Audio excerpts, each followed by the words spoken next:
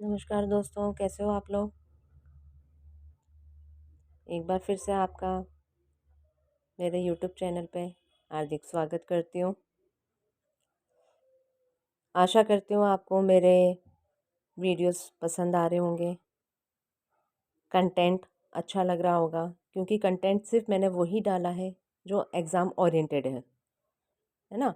ऐसे तो किताबों में बहुत सारी चीज़ें लिखी हुई हैं, पर एग्ज़ाम में क्या क्या चीज़ें आ सकती हैं, क्या क्या इम्पोर्टेंट है, प्रीवियस पेपर्स में कौन कौन सी चीज़ें आई हुई हैं, उसी के हिसाब से मैंने अपना ये कंटेंट बनाया है।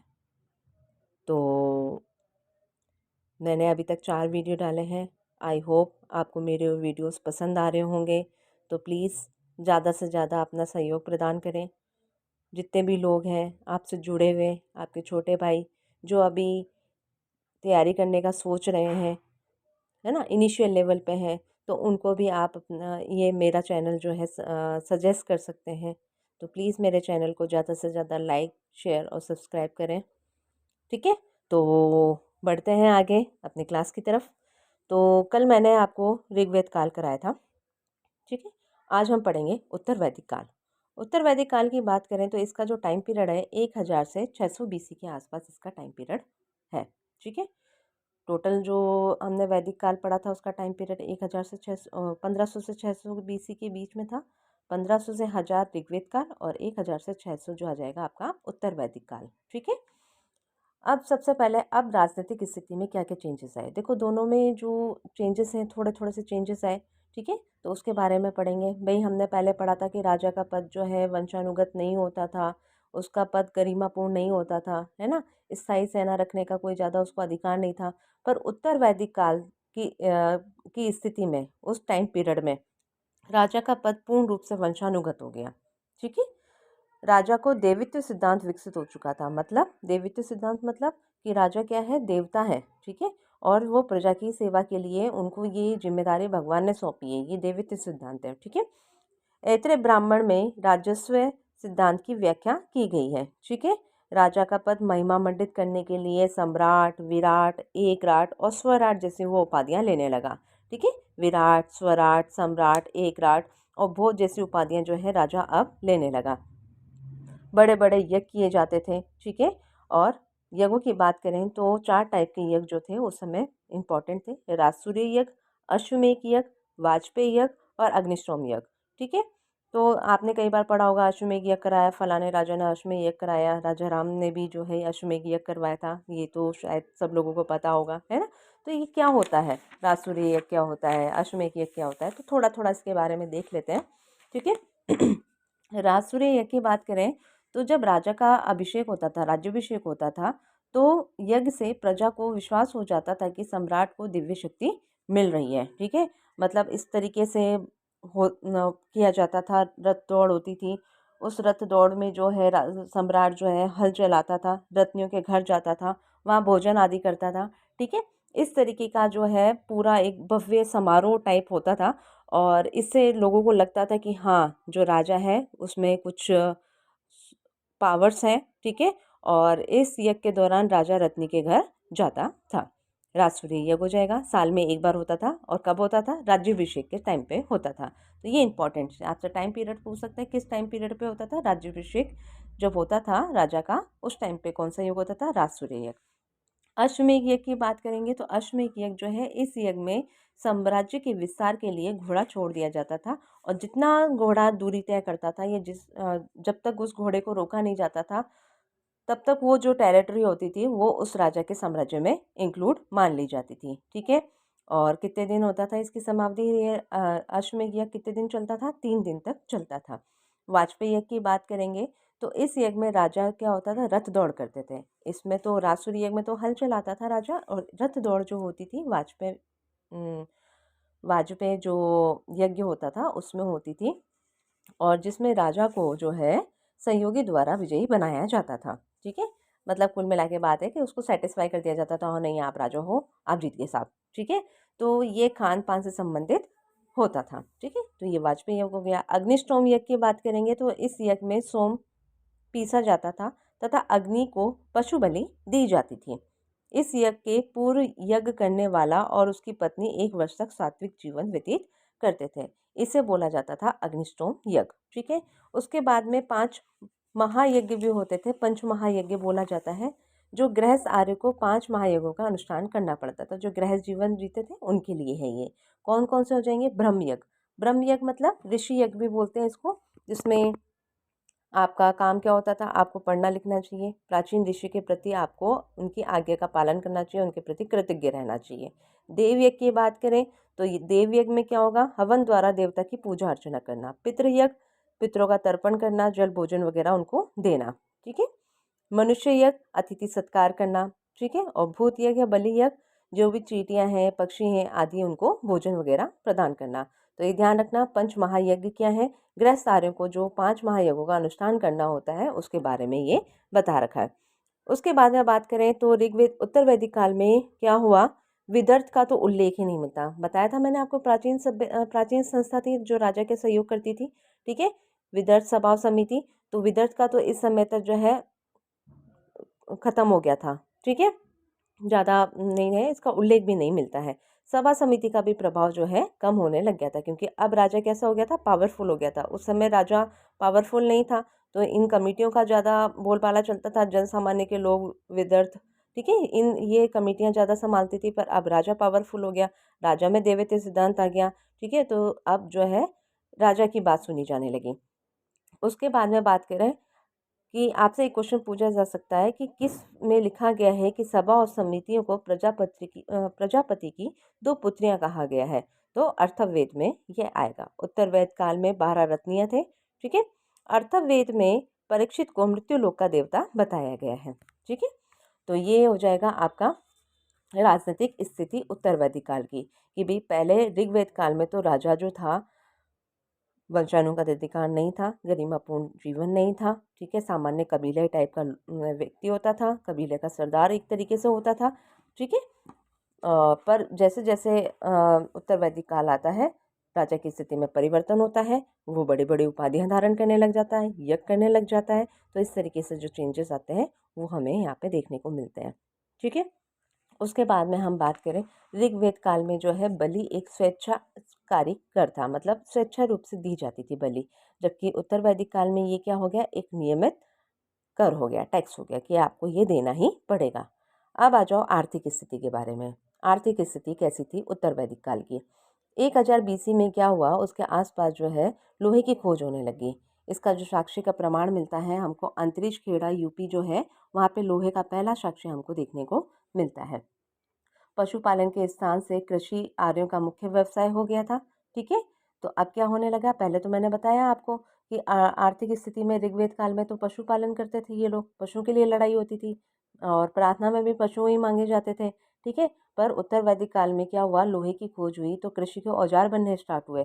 लोगों ने पशुपालन तो है सहायक रूप में ले लिया, और मेन जो अपना बिजनेस बना लिया वो किसको बना लिया? एग्रीकल्चर को बना लिया। ठीक है।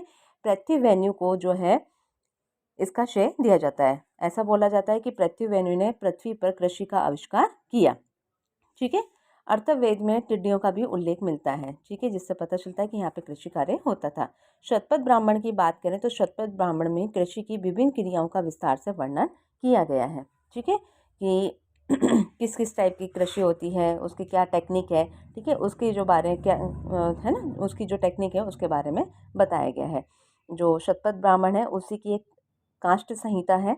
ठीक है। उसमें बताया गया कि हल का उल्लेख भी मिलता है, जिससे 24 बैल मिलकर खींचते थे। ठीक है। तो कृषि हो गया, पशुपालन भी करते थे, सहायक हो गया था पशुपालन, सहायक व्यवसाय हो गया था। ठीक है। पशुपालन भी कैसा हो गया था? सहायक व्यवसाय हो गया था। सरप्लस की स्थिति होती थी। ठीक है। अब जब एग्रीकल्चर करेंगे तो लोगों के पास एक जगह ही स्थिर हो गए, पैसा बचने लग गया। ठीक है। होने लग गया। पर मुद्रा का प्रचलन प्रणाली का अभाव अभी भी था। ठीक है। नेक्स्ट जो सोने का हार चलता था वो भी अभी वही चल रहा था, गाय। ठीक है। और ऋग्वेद के जो लोग हैं वो यव पैदा करते थे, परंतु उत्तर वैदिक काल की मुख्य फसल धान और गेहूं हो गई थी। तो एक अंतर ये भी हमको आर्थिक स्थिति में देखने को मिलता है कि पहले तो जो यव पैदा करते थे ऋग्वैदिक काल के लोग, पर अब किसकी कृषि होने लगी? धान और गेहूं की कृषि होने लगी। उसके बाद में बात करें उद्योग की, तो कौन कौन से उद्योग विकसित हुए? वस्त्रों की कताई, बुनाई, धातु उद्योग, बर्तन, लकड़ी के उद्योग वगैरह जो हैं इसकी ये उद्योग विकसित हुए। बढ़ई जो क्या करता था? तक्षता कहते हैं, इसका विशेष महत्व होता था क्योंकि ये राजा के रथ का निर्माण करता था, तो बहुत ही इंपॉर्टेंट व्यक्ति कहलाता था इस टाइम पे। इस काल में बात करें तो 4 प्रकार के बर्तनों से भी परिचित थे। काले और लाल मिट्टी के बर्तन, मृदबान बोलते हैं जिनको, काले रंग के मृदबान, चित्रित घूसर मृदबान और लाल मृदबान। ठीक है, लाल मृदबान जो थे वो सबसे अधिक प्रचलित थे और चित्रित घूसर मृदबान इस युग की विशेषता है। तो आपसे पूछ सकता है कि उत्तर वैदिक काल में सबसे अधिक जो हमको मिलते हैं, किस टाइप के मृदबान देखने को मिलते हैं? सबसे ज़्यादा मिलते हैं लाल। और अगर विशेषता पूछी जाए कि इस युग की विशेषता है चित्रित घूसर मृदबान, अंतर है थोड़ा सा, देख लीजिएगा। ब्राह्मण ग्रंथों में श्रेष्ठी का भी उल्लेख मिलता है और श्रेणी का प्रधान व्यापारी होता था, मतलब व्यापारी जो प्रमुख होता था उसको श्रेष्ठी बोलते थे। कुसीत क्या होता था? जिससे ऋण के लिए, ठीक है, कुसीत जो है जो ऋण दिया जाता था, ठीक है, ऋण के लिए कुसीत शब्द का प्रयोग किया गया है। ठीक है, निक्ष बता दिया मैंने आपको, एक आभूषण होता था, ऋग्वेद काल में एक आभूषण था और अब एक मुद्रा माना जाने लगा था इसको। फिर उसके बाद में कृषण की बात करें, बाट की मूलभूत इकाई होती थी और गुंजा या रित्तिका तोल की इकाई होती थी, सबसे छोटी इकाई रित्तिका होती थी। ये इतना इंपॉर्टेंट नहीं है, आप निक्ष के ध्यान रख लेना बस इसके अंदर। ठीक है, और बर्तनों का थोड़ा सा लाल बर्तन प्रचलित थे और विशेषता चित्रित घूसर मृदबांड की है। ठीक है, उसके बाद में हम बात करें इसमें, ये मैंने आपको बता ही दिया, निक्ष जो है गाय का और निक्ष और गाय का प्रयोग मुद्रा के रूप में किया जाता था। ठीक है, 800 बीसी के आसपास लोहे की खोज सबसे महत्वपूर्ण घटना थी। बताया मैंने 1000 बीसी के आसपास जो है लोहे की खोज हुई और लोह क्रांति कहते हैं इसे। ठीक है, लोहे का आरंभिक उपयोग हथियार बनाने में किया गया। हमने सबसे पहले क्या बनाया? सबसे पहले हमने सेफ्टी के लिए हथियार ही बनाए। कृषि कार्य में तो हमने बाद में दिमाग लगाया कि इस चीज़ को हम एग्रीकल्चर में भी यूज़ ले सकते हैं। ठीक है, तो हमने क्या बनाया? सबसे पहले हथियार बनाए और हथियार बनाने के बाद में हमने कृषि के औजार बनाए। अब सामाजिक स्थिति की बात करें तो सामाजिक जीवन की बात करें तो पितृसत्तात्मक संयुक्त परिवार था। समाज स्पष्ट अब 4 वर्णों में विभाजित हो गया था। ठीक है, अभी तक 4 वर्ण स्पष्ट विभाजित नहीं थे पर अब जरूर हो गए थे। ठीक है, वर्ण व्यवस्था जन्म आधारित हो गई थी। पहले मैंने बताया था कर्मकांड पे आधारित थे, जैसा कर्म करोगे वैसा आपका जाति व्यवस्था हो जाएगी, पर अब वर्ण व्यवस्था कैसे हो गई थी? जन्म आधारित हो गई थी। ब्राह्मणों का श्रेष्ठ स्थान था, उन्हें अदाई कहते थे। ये स्वतंत्र रूप से भ्रमणशील थे। ठीक है, मतलब इनको किसी प्रकार का कोई टैक्स नहीं देना पड़ता था। अदाई मतलब कुछ नहीं देना। ठीक है, और ये सबसे नंबर 1 पे आते थे। फिर उसके बाद में सेकंड नंबर आता था क्षत्रियों को। क्षत्रियों को भूमि का स्वामी, जनता का सेवक, देश का रक्षक कहा जाता था। थर्ड नंबर पे आते थे वैश्य। ठीक है, इन्हें क्या बोला जाता था? अन्य को कर देने वाला। ठीक है, मतलब ये व्यापार वाणिज्य करते थे और जो भी उससे पैसा कमाते थे उससे सरकार को टैक्स देते थे। अनस्य बलिकृत बोला जाता है इन्हें। फिर चौथा नंबर आता है शूद्र का। अन्य वर्णों की सेवा करना इनका काम होता था। ठीक है, ये सारी चीज़ें होते हुए भी, 4 वर्णों में स्पष्ट विभाजित होते हुए भी समाज में असमानता की स्थिति नहीं थी, छुआछूत नहीं था। ठीक है, ये मैं आपको बता चुकी हूँ। पितृसत्तात्मक परिवार था, संयुक्त परिवार था। कुल शब्द का उल्लेख पहली बार हमें यही कुल और गोत्र दोनों की बात करें तो पहली बार जो है हमें उत्तर वैदिक काल में देखने को ही मिलता है कि ये इस कुल का है, ये गोत्र का है। ठीक है, ब्राह्मण, क्षत्रिय, वैश्य तीनों को क्या कहा जाता था? द्विज कहा जाता था।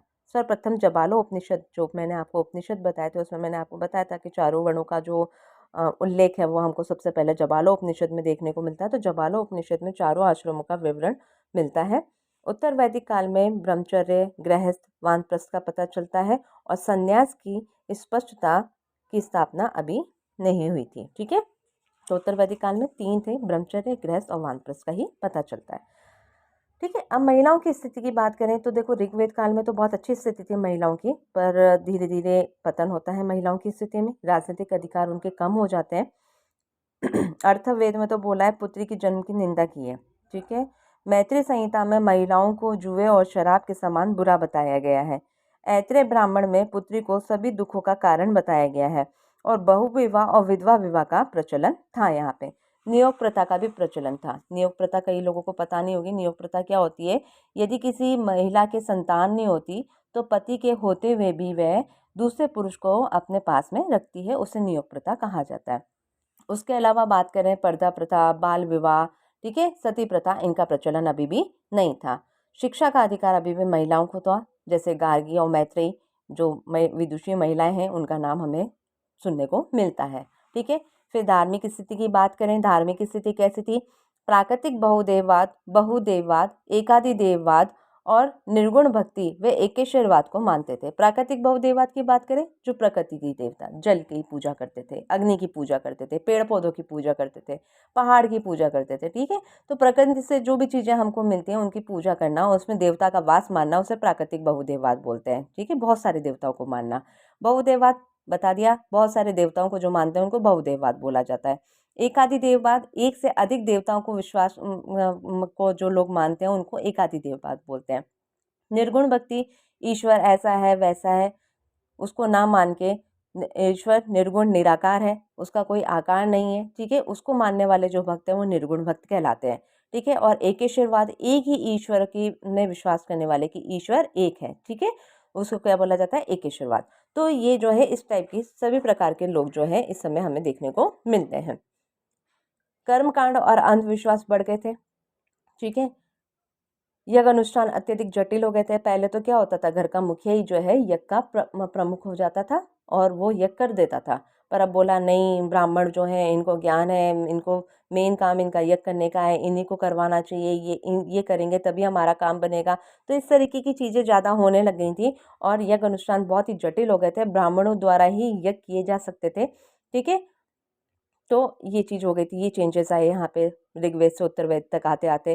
प्रजापति सबसे प्रमुख देवता के रूप में आ गए थे। शूद्रों को यज्ञ का अधिकार नहीं था। बाकी 3 जो हैं यज्ञ कर सकते थे पर शूद्रों को यज्ञ का अधिकार नहीं था।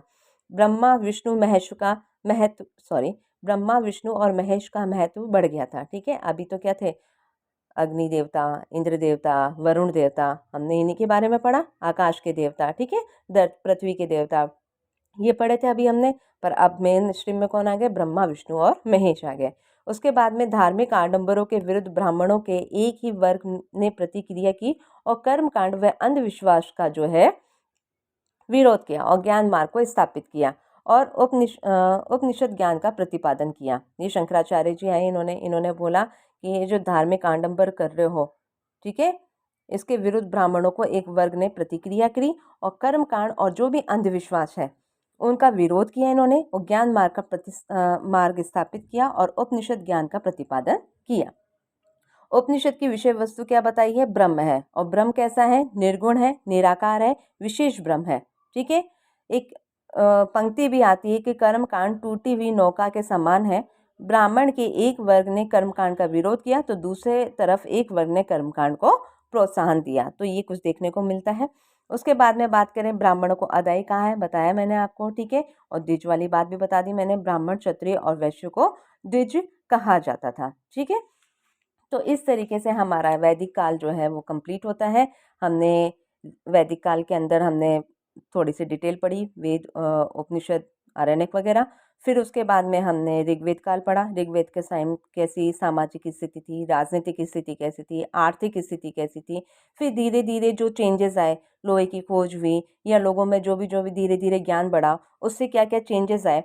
ठीक है, उत्तर वैदिक काल में धार्मिक स्थिति में क्या चेंजेस आए, आर्थिक स्थिति में क्या चेंज है, राजनीतिक स्थिति, राजा कैसे पावरफुल हुआ, तो ये सारी डिटेल हमने इसके अंदर पढ़ी। ठीक है, तो जैसे ही अपना ये प्राचीन पूरा कंप्लीट हो जाएगा, उसके बाद में हम हर एक टॉपिक पे एमसीक्यूज करेंगे। ठीक है, तो जैसा कि मैंने कल भी आपको बताया था कि ऐसा नहीं है कि पढ़ाया और ख़त्म कर दिया, उसको मैं पूरा कंप्लीट करूँगी, रिवीजन करवाऊँगी और इस तरीके से आपको कंटेंट उपलब्ध होगा कि आपको किसी भी इंस्टीट्यूट में जाने की आवश्यकता नहीं होगी। अगर आप मन से पढ़ेंगे तो आप ऑनलाइन स्टडी करके भी अपने जो भी अचीवमेंट है उसको प्राप्त कर सकते हैं।